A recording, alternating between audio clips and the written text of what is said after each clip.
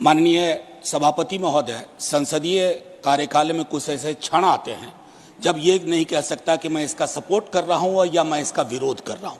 कई सारी चीजें हैं इसमें जो वेलकम इनिशिएटिव हैं, मैं मानता हूं।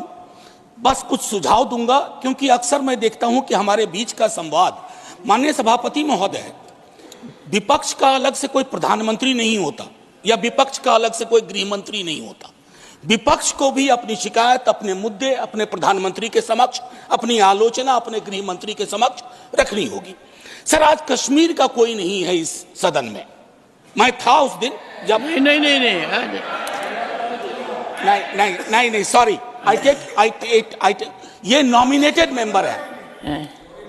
माननीय सदस्य अपने एक सेकंड सर, उन्होंने बड़ा ग्रॉस स्टेटमेंट किया है कि कश्मीर का इस सदन में कोई नहीं है।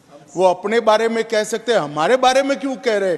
हम तो सदैव कश्मीर के हैं, हमेशा के। आपके बारे में वो सच हो सकता है, हमारे बारे में आप कैसे स्टेटमेंट कर सकते हो भाई?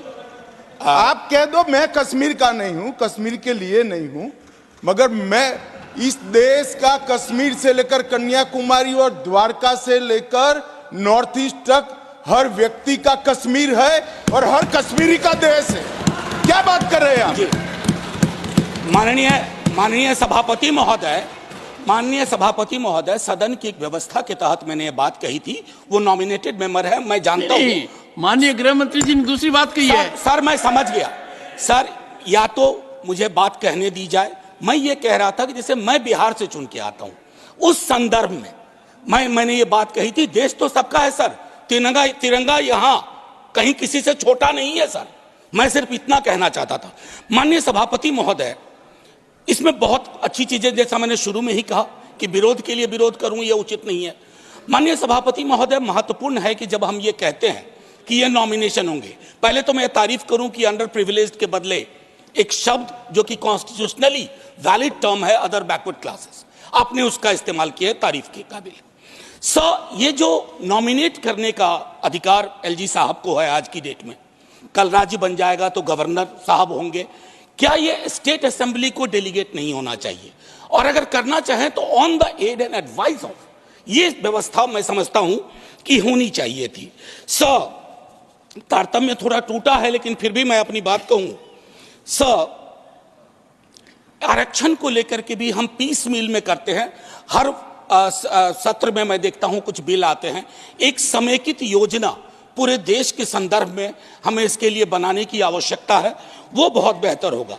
आज 370 पे फैसला आया और सदन की जिम्मेदारी आज बढ़ गई है। उस फैसले के बाद सरकार की जिम्मेदारी बढ़ गई है।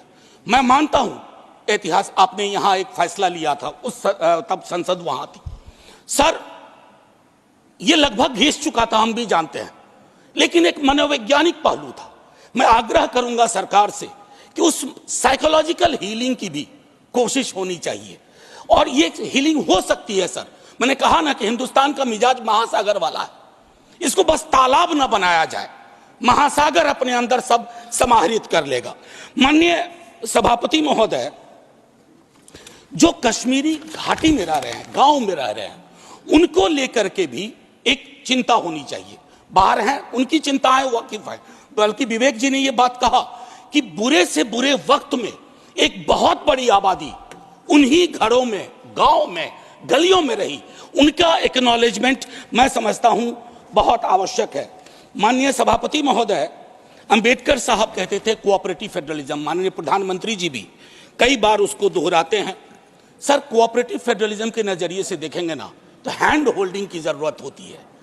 मैं जानता हूं कि दिल्ली की आइडिया ऑफ नॉर्मैलिटी और घाटी या जम्मू या लद्दाख की आइडिया ऑफ नॉर्मैलिटी में फर्क है सर। अभी पिछले दिनों हमारे कई बीजेपी के साथी कह रहे थे कि चुनाव परिणाम संतुष्टि का परिचायक है।